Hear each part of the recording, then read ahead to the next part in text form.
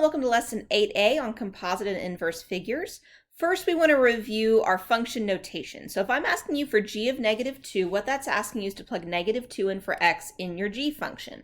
Well, that would be -2 squared plus 2, which when we work, plus -2, which when we work that out, that'd be +4 plus -2, it just gets me a 2. F of 4a, on the other hand, would be 3 times 4a plus 4, or when we work that out entirely, 12a plus 4. G of x minus 1 is a little bit trickier because now wherever I see an x, here and here, I want to put x minus 1 in its place. So I get x minus 1 squared plus x minus 1. Notice I'm using parentheses to plug things in. I need to now FOIL that out to be x squared minus 2x plus 1 plus x minus 1, which becomes x squared minus x when we simplify it entirely. So what would we get if we substituted the g of x function for x and f of x? So if we found f of g of x, that means anywhere I see an x inside f, I put g in its place. Well, that would be 3 times x squared plus x plus 4. When I distribute that out, I get 3x squared plus 3x plus 4, and that would be how I would do that. When we find something like f of g of x, we call that a composite function. And a composite function is written as f, little tiny open circle, g. That's f of g, and we pronounce it as f of g of x, or f of g if we don't have an x involved for some unknown reason. When we simplify these, we always start with the inside of the function first. So now let's do some examples together. So if I want to find f of g of 2, first I have to start on the furthest inside with this g. I do g of 2. Well, g of 2 is going to be 2 squared plus 2, or 2 squared is 4 plus 2 gets me 6. And now I find f of 6. Well, that's going to be 3 times 6 plus 4, or 18 plus 4 gets me 22. The next one, g of f of -1, well, first I find f of -1. That's 3 times -1 plus 4, or -3 plus 4, which is 1. And now I find g of 1, it's the thing I got on the last one, I plug that into the second one. I get 1 squared plus 1, which gets me 2. So now if I want f of -2, well, I would first find f of -2, which is 3 times -2 plus 4, or -6 plus 4, which is -2, complete flute, guys. And now I plug in -2 again to get 3 times -2 plus 4, and again I get -2. Guys, it is highly unusual for that to happen, so don't think that's going to happen every time. Now, g of f of g of 0, I start on the insidemost one first, which is g of 0. Well, g of 0 is 0 squared plus 0, which is 0. Then I move to the next one, that's f. I do f of 0. That's 3 times 0 plus 4, which is in fact just 4. And then we go on to g. Now I do g of 4. Well, that's going to be 4 squared plus 4, or 16 plus 4, which gets me 20.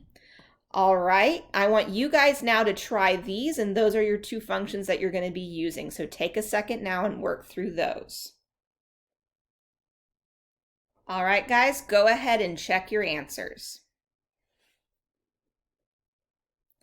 Okay, moving right along. So now we're going to look at what happens if we plug in functions into themselves without any numbers involved. So if I just want f of g of x, that means I'm going to plug all of g of x anytime I see an x in my f function. So there's just one, that is not what I wanted to do. There is just one x right there. So what I'm going to do to get f of g of x, I'm going to do 3 times x squared plus x, and then plus 4, which when I distribute that out, that becomes 3x squared plus 3x plus 4. That's f of g of x. Well, what about the reverse, g of f of x? Well, now anytime where I see an x inside my g function, I've got 2 of them, I'm going to put x in its place, or the f of x in its place. Well, that's going to be 3x plus 4, whole quantity squared, plus 3x plus 4. And now I need to FOIL that out. I get 9x squared plus 24x plus 16 plus 3x plus 4. We combine our like terms to get 9x squared plus 27x plus 20. Now what about f of x? That means I plug f into itself. Well, that would be 3 times 3x plus 4, that's the x, plus 4. Distribute out, I get 9x plus 12 plus 4, or 9x plus 16 as my final answer. We can also do this with nonlinear functions. So if I have h of x equals the absolute value of x and m of x equals 2x plus 5, I can still make composites out of them. H of m of x means I'm going to do the absolute value of 2x plus 5 because we replace that single x with the whole of m. The reverse is also true. If I do m of h of x, well, that would be 2 times the absolute value of x plus 5. All right, guys, I want y'all now to try 18 and 19 on your own. All right, guys, go ahead and check your answers. Okay, we also can, given a set of functions, determine how they've been put together. So if k of x equals x cubed, h of x equals the square root of x, and m of x equals x plus 1, I want to figure out how these were combined, what the composites were. So if I have y equals x plus 1 cubed, the x plus 1 is inside of this cubed, which means that my m is inside of the k. So this really is k of m of x when we combine it.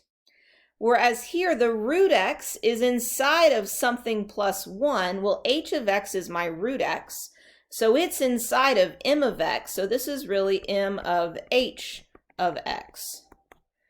And then down here, I've got the square root of x plus 1. The x plus 1 is inside the square root.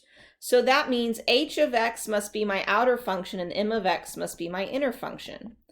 And here, this is all three of them. We've got a square root, and inside the square root, we've got a cube, and inside the cube, we've got an x plus 1.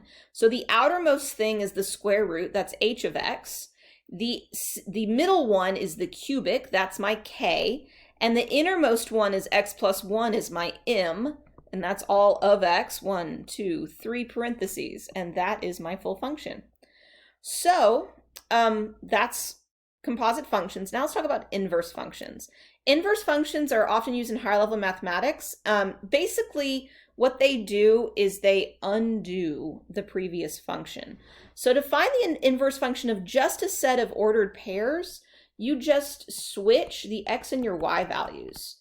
Switch x and y. So if I've got f of x equals 1, 0, negative 2, 7, 3, negative 6, and 4, 4, the inverse of that would be 0, 1, 7, negative 2, negative 6, 3, and then 4, 4, with commas in between all those. That's not quite as useful, though, as using it as in function form, but the symbol f of negative 1 is the symbol we use to denote the inverse function of x. It is read as f inverse. It does not mean 1 over f. This is a function notation issue, not an exponent issue. If we want to actually find the inverse of a function, we replace f of x with y. We then switch our x and our y values in our equation, and then we solve the equation for y equals. And then at the end of that, we are going to go through and switch out the y with the notation f inverse of x. So y equals x plus 5. Let's go ahead and write the inverse of this. First, I switch these. Okay, this becomes x equals y plus 5. Now I'm going to solve for y. I'm going to subtract the 5 over there, so I get x minus 5 equals y. If we wanted to write this as y equals x minus 5, we could. Now flip your notation. That's f inverse of x equals x minus 5. When we graph these, I'm going to graph my first one in black. That's x plus 5. It looks like this. It's got a slope of 1 and a y-intercept of 5. That's my original. This is my inverse. It graphs here. it still has a slope of 1, but it's just lower. So there's that guy. Now let's look at this next one. We already in y equals format. We're now just going to switch our x and our y. So I get x equals 1/3 y minus 8. I'm going to add the 8 over. I get x plus 8 equals 1/3 y. Ooh, y, not x. Whoop. Sorry, guys. Oh, that was a really big eraser for that job. Minus 8, and I get 1/3 y. I need to multiply everything through by 3 in order to make my my y be by itself. So I get 3x plus 24 equals y. Write it in the correct format. F inverse of x equals 3x plus 24. Now let's graph both of these, as I want to show you something kind of cool here. The first one was 1/3 x minus 8. Oh, that is super small, isn't it? I can't read that. I think this is the 8 here, but I really don't know because I can't really tell. Maybe y'all can see it in your books better than I can. And it's a slope of 1/3. So we would go up 1 over 3, however far 3 is. You'd get a line. It's pretty shallow. That does something kind of like this. I'm just guessing, guys. Okay? You can actually graph it in your book because you can see your dashes. I can't on the Smartboard software. Whereas f of x or f inverse of x equals 3x plus 24. I'm going to graph that guy in blue. He's way up here at 24. We have a slope of positive 3. It's much steeper. It's going to look a bit like that. Let's keep going though. If you draw the line y equals x on both of the graphs we just did, we will observe that f and f inverse of x are actually mirror images of each other across the line y equals x. We say that the inverse functions are symmetric about the line y equals x. So let's go back and do that on those two graphs. So this first one, I'm going to draw in red the line y equals x. Boom, here it is. That's the line y equals x. You can see both of them are symmetric around that. Whereas on this guy, when I try to draw y equals x, and again, guys, this is not the best for me, but I'm trying. When I draw this, that is the line y equals x. They're symmetric about that line. So let's just practice now finding the inverse of functions. Again, all you do is you flip in your x and your y. So I get here x equals 5y plus 2. Solve for y, subtract the 2, x minus 2 equals 5y, divide by 5. I get 1/5 x minus 2/5 equals y, and now get back into function notation, f inverse of x equals 1/5 x minus 2/5. That is your inverse function. Now let's do one with a square. I'm going to switch my x and my y's. So I have x equals 3y squared minus 2. Add the 2 over. I get x plus 2 equals 3y squared. Divide by 3. X plus 2 over 3 equals y squared. Now take the square root of both sides to get the y by itself. So your f inverse of x is actually equal to the square root of x plus 2 over 3. And it's interesting because you've got a square and a square root. And if you notice, a square root always undoes a square. So that's an interesting phenomenon. Here we have y equals x plus 2 squared. Again, switch your x and your y's to find the inverse. X equals y plus 2 squared. I'm now going to solve for my y. I need to take the square root of both sides in order to do this. So I get square root of x equals y plus 2. I'm going to subtract the 2 over, so I get root x minus 2 equals y, which means f inverse of x equals root x minus 2. Here on number 7, I want to switch my x and my y's. I get x equals 2 times y plus 3 squared minus 4. I'm going to add the 4 over to get x plus 4 equals 2 times y plus 3 squared. So divide by 2, x plus 4 over 2 equals y plus 3 squared. I need to take the square root of both sides to get the y by itself. So I have root x plus 4 over 2 equals y plus 3. Subtract the 3.